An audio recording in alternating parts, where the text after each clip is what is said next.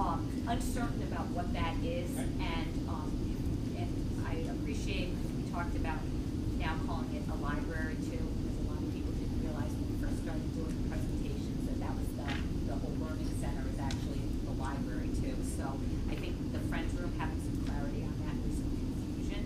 The other thing that a couple of people have mentioned to me is that there was a few comments about the parking and saying that we're going to have at least as much parking as we do now, which was somewhat of a disappointment. And I think that there's some feeling that, again, these are just comments, that there's a need for more parking that's already there. And I thought we heard it at the community meeting too about, parking garages and that type of thing. But again, if that was one thing that I did hear, that we could fit more parking on it, and I'm not sure if that's possible.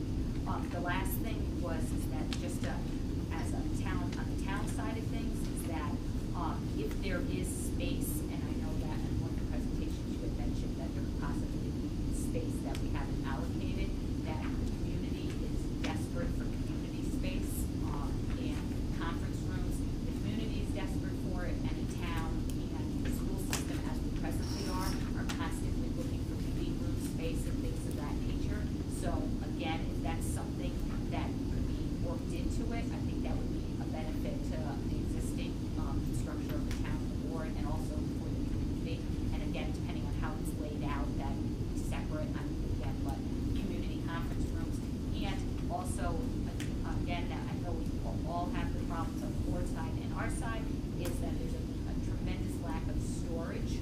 And again, that if there's somehow that can be fit in, if there's space, that would be something that I'd like to try to. But what? District-wide storage? I'm not district, so I'm talking on the town side of things, is that, if you walk through the town hall, I think it's going to be definitely better without, if the Board of Education offices aren't located there, but our engineering staff, everyone, there's no space for anything right now. So again, just a comment, it's not that, whatever, so that was that.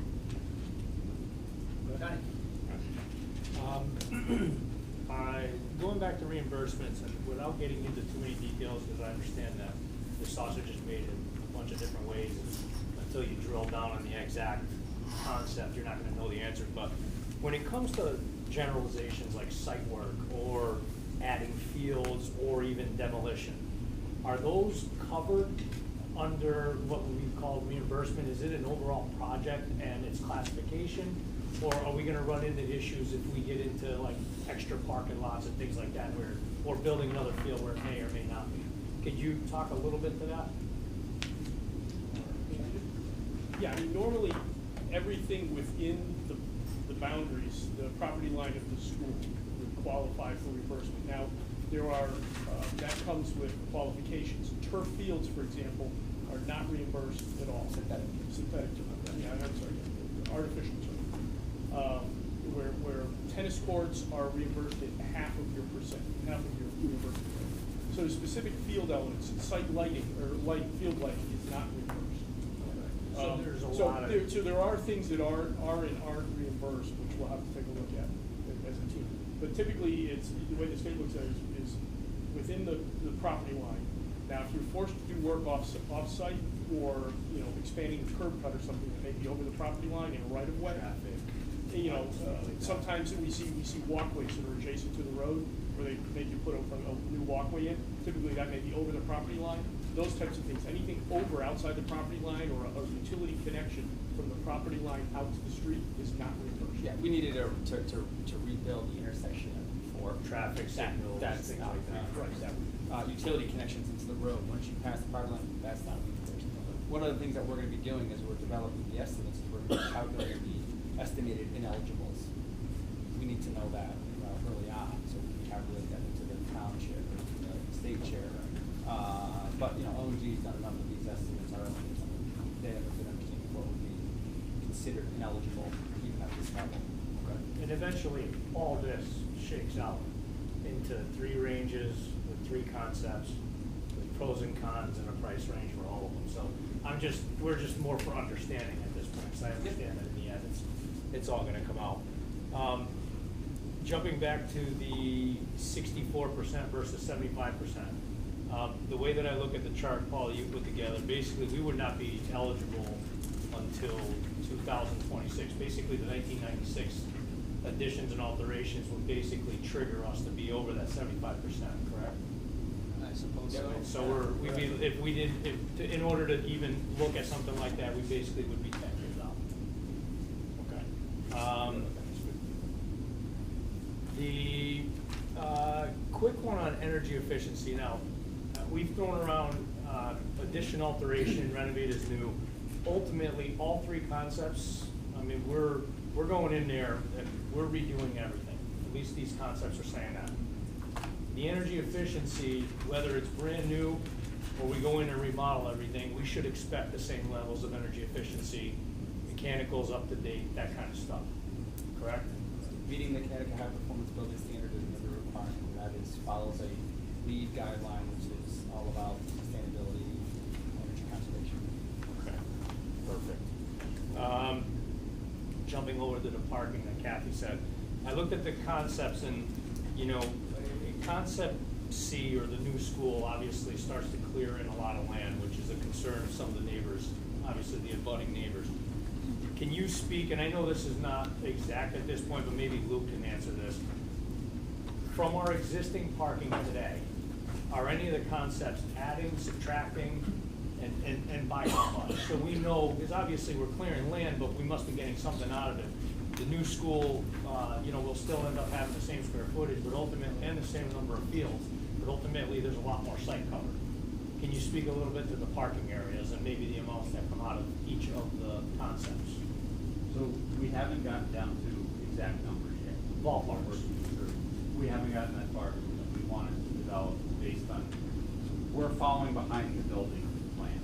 So when Paul finishes those, then we take it to the site and have to look at it. So we're always a little bit behind.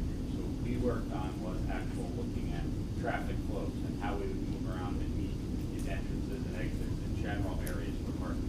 What we started actually this morning is actually laying out those parking lots in conformance with the zoning regulations here. So as we lay them, making sure we're showing proper islands, plenty of the required number of handicap spaces, separation, and all of that between it. So it's starting to. So what I don't want to do is give a number as we're still ironing those out because they do drop very quickly, very early on. Okay, but so, we will in the next, let's say, 4 weeks or so, we're gonna start getting more accurate. So our plans that will be delivered to O&G for cost estimating will be further refined to actually show parking lots where the islands are, the actual drive, and have numbers attached to parking lots, how many buses we can fit in each of the bus drop-offs, how many cars we plan to be able to stack in the parent drop-off, those kind of items. So that will be ours between now and the beginning part of January. All their cost estimating, those drawings will be. Okay. Jumping over to fields for a second, because looking at this, and my kids aren't old enough to be there, so I'm not spending a lot of time. Right now, we have 2 big fields on top and 1 smaller field, correct? Or Two one for practice. multi-sport, and then you do, the smaller one does fit, I believe it's field hockey that plays. So Okay. it's slightly smaller, but it's not as small as shown on the option C, the one that only Right. the building. So then, when you're looking at option A, it's actually showing 4 multi-sport, which is, so that would be an addition, not just from field hockey going up to multi-sport, but it'd be an additional field. Yeah. And in concept B, same thing. Okay. And in so and then option C and then C1 or C2, I guess, you're showing that same 2 multi-sport and that. So C1 is showing exactly what we have today. C2 would be an upgrade to a multi-sport. Yes, generally. Yeah. Okay. Yeah, that's good. And again, those first 2 renovation that we were showing the 4th field, that was based on feedback for us. So the group could decide that that's going to be a separate project, or you're going to leave the 3, and we only provide the requirement under the SPEC and the export, which is the ADA exempt those out. But it was asked, so we reviewed that to see if we could do it. Okay. And I know this is probably going to be a hard one to answer at this point, but I'll ask it because there's people here that are concerned about buffer especially in that last concept. And we're looking at, you know, really small pictures here, so obviously it's hard to gauge size and stuff.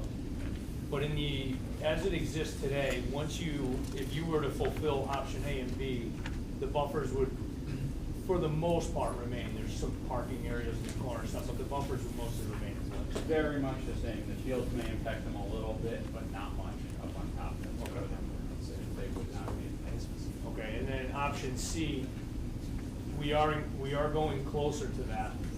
Would we expect any less buffer, let's say on the west side with option C, as we would have existing on the east side? Pretty much going up the east and the north side, there's already, you know, it's like it's all within the building setback. It looks like you're kind of drawing that, but just so that, you know, maybe some of the residents around would have an idea, you would try to maintain what we have at least around the rest of the property if we were to choose to go forward with that option. Yes, and so, as I said, we were working through those today and kind of anticipated that being one of the questions tonight. So right now, we're looking at the narrowest for the choke point as you round the varsity baseball field. So I come around that corner. It's about 50 feet from the outfield fence to what's shown on the property line based on our GIS map here.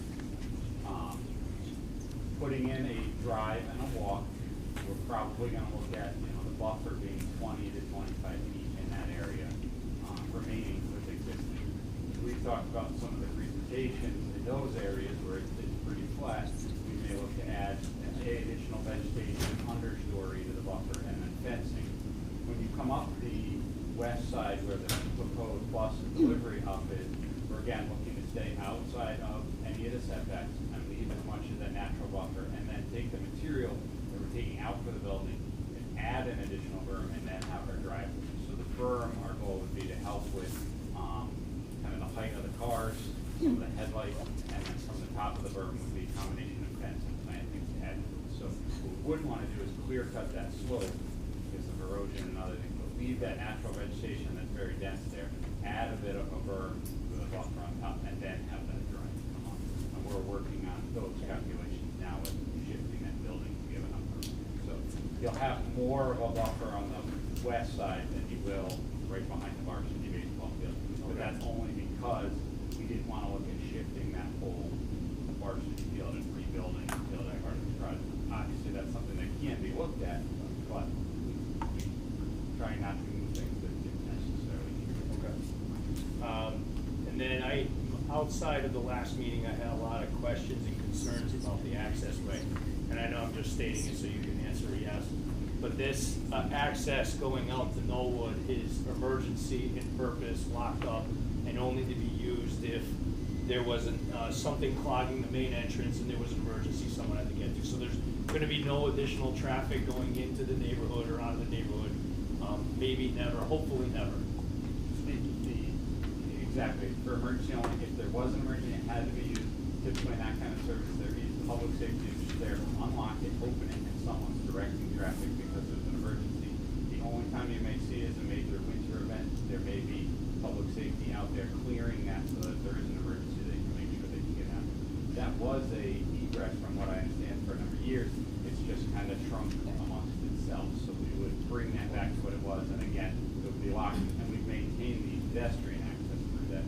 As we understand through these meetings, there are children, students who walk from those neighborhoods. So we would maintain a pedestrian access point where they can get through vehicles, but then tie that to the school, whether it's renovated below or the new on top, so that they can stay. Yeah. Well, they're clearing it already today because tons of kids lost their time. That's it.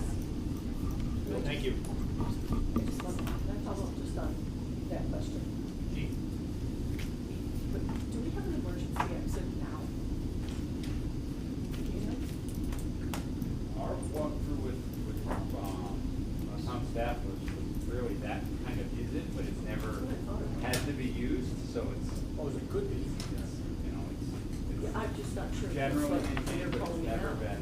Yeah, that's the worst case emergency exit. There's some equipment that I think with the grade and the level off would actually hit the frame, so it'd be limited to some equipment now would have to be regraded to be used purposely, but it's a real outside, apocalyptic emergency. Jean, if I could just plug in here, one of the things that I think is important to talk about when you talk about that, also with the emergency shelter, is not too long ago we had a very significant flooding event. If everyone from remember 1955 flood, but a couple of years ago we had the second highest flooding in Farmington since 1955, and that's when we came to realize that our emergency shelter up there, that you can't get out, and the Farmington Route 4 floods, and you need a back way out, because if you ever had, which I don't think will happen, but it was, that's a really, really significant issue, and we walked around the campus because the thoughts were of getting our emergency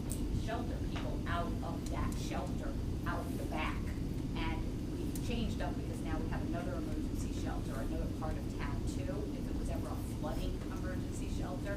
We have Irving A. Robbins to take care of that, but in theory, for snow events, you have both of those, but one of the big things is that the Farmington River is right there, and that's something that I think resonates with people that have been in town for a long time, that they realize that the river can flood and really need a back entrance out of Farmington High School. Yes, and that adds to, there's been some questions why that Rich Jackson's supposed to just on the west side of the property right back down to 4, because if that's where the problem is, your accident's same, as well as that area is much steeper there, and we're introducing another curb cut within a short area that we don't feel confident the state traffic conditions will allow. Dan? So I just wanted to follow up on Johnny's question regarding buffering, and there was a question earlier on from a resident who lives on Candlewood Road, and at least it appears to me, and I want to make sure that I'm corrected, there's a huge difference to me in a buffer that buffers an outfield in a baseball field or the football from the buffer being the same dimensions from a large building, which is right in someone's backyard.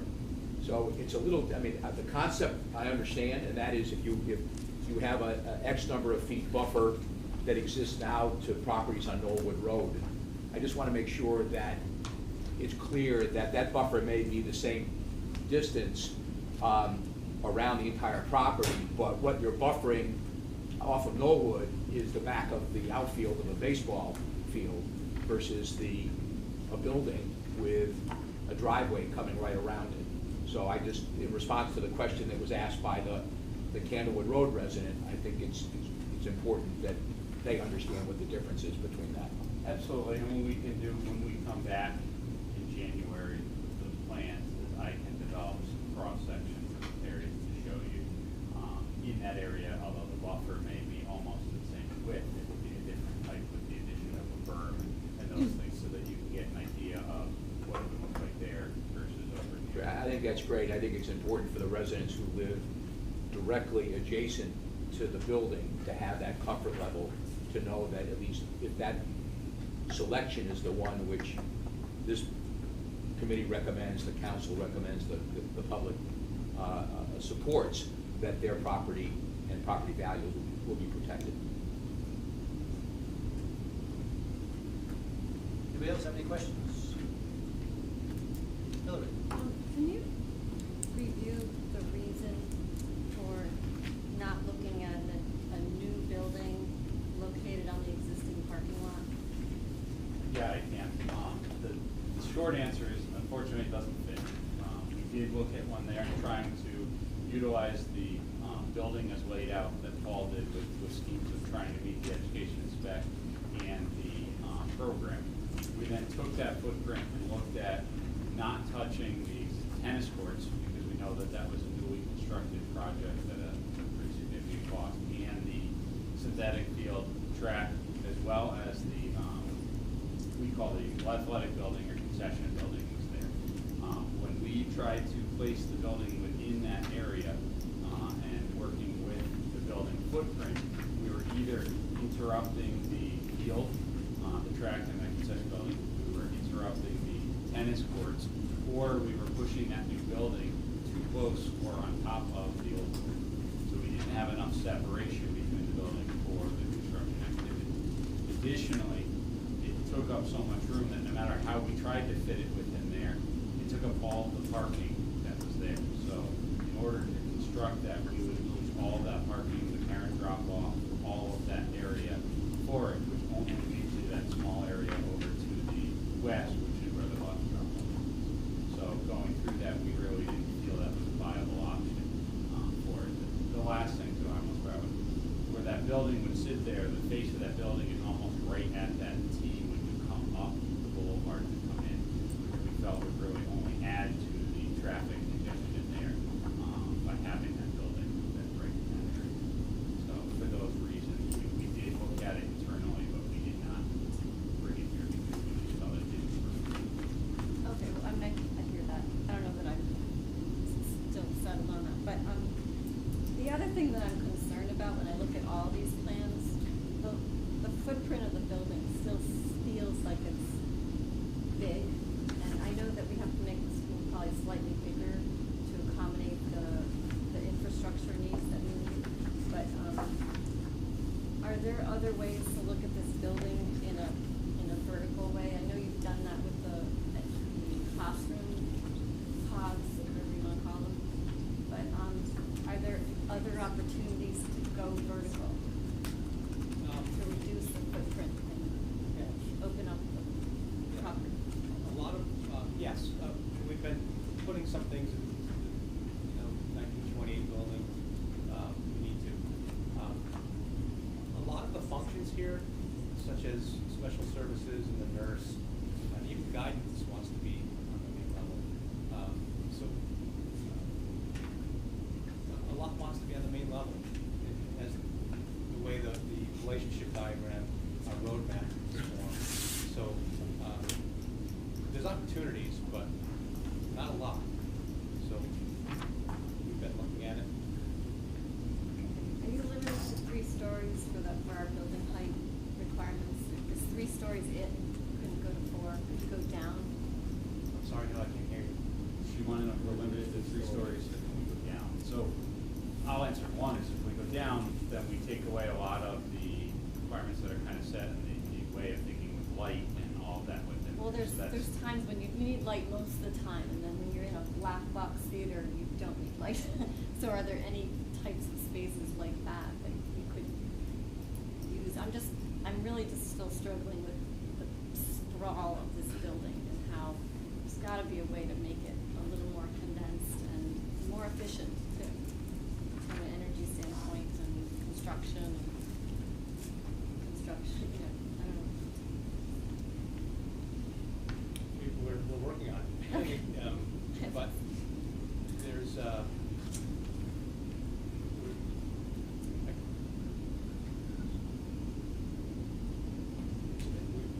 know what you're saying. Here's what the reality is. The spaces that we have in this building, if you look at the floor plan, a lot of these spaces are undersized. So when we take our spreadsheet with all the required size classrooms, required size, it gets big. Toilet rooms get big, and all of that requires space. So the trick is to organize the new facility without the sprawling circulation and circuitous circulation. And in my mind, you do that straight boulevard approach and try to link all this stuff together. It just takes up space. Well, I'd like to add, Paul, that the spaces where we have an opportunity for stacking, for instance, the clusters, they stack very efficiently. And the other area that lends itself to stacking is tech ed and art. That's a 2-story proposed thing. And the rest of the spaces essentially are single-story, large single-story areas. Cafeteria, gymnasium and auxiliary gymnasium and the theater, the music area certainly. And there's just not a lot of opportunities to stack those remaining functions. I think of special services wants to be the main level, special ed. Okay, the nurse wants to be there too because it's adjacent to there. Guidance wants to be the students. So it's a puzzle. And That's the reasons that we see the shape that it's park. Paul, keep going. Hillary, one of the things that someone had mentioned to me, and I don't know, is that I get it that the building's going this way, but they were saying that because of these pods, that they have all the classrooms so the kids aren't going from math here and then over here and then back over here and back over here, so they stay there in these pods, and then just to go, I get, they do have to take some distance, but it does seem like what it was explained to me educationally and about the sprawl, that it seems to solve a good part of the problem of not going like this all the time throughout the day, that type of thing. But I get what you're saying, but I think that that's the whole purpose of, having them just be there, and then you just go to gym, or you just go somewhere else, and it's not as far, but you're not going all day long back and forth from one side to the other side, so. Anything else, Hillary? Anybody else with anything? Just, one more comment.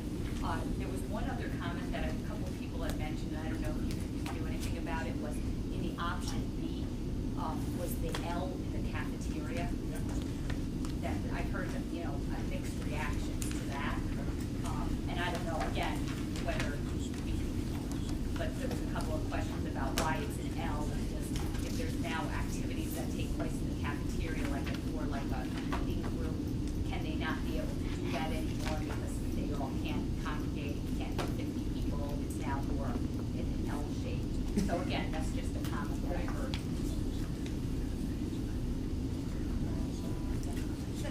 Just want to make sure. All right, that completes item J. Castle Foods, you've heard community, you've heard Board of Education, you've heard town council, you've heard the committee, so we'll be expecting great things that will final concept tonight. Moving on to item K, other business, anybody got anything?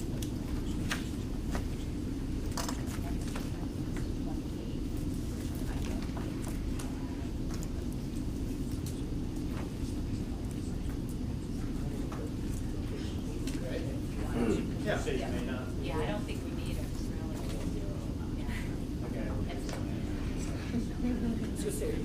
So there's an opportunity to skip the 12/28 meeting. Everybody comfortable with that?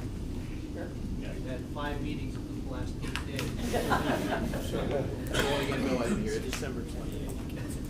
December 28th. And we're meeting on the fourth, right? Yeah. And the following week. Yeah. Yes. We'll send a reminder so everyone can take it off their calendar. Okay. Any other business? Not, I'll entertain a motion to adjourn. Second. All those in favor? Aye. We are adjourned.